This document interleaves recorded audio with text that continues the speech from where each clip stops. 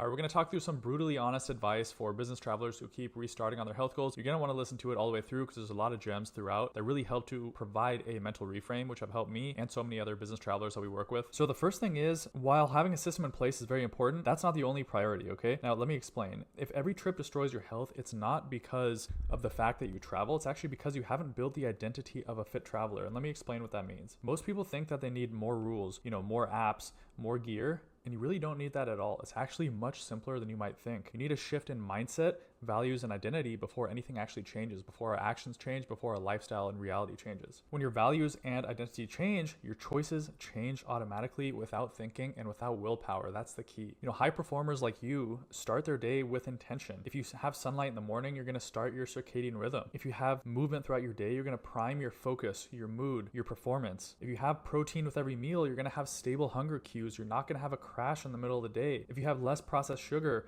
sure, it might taste good, but do you really want to have that midday crash or that brain fog if you have late meetings or dinners and you need to show up socially or just perform at your best?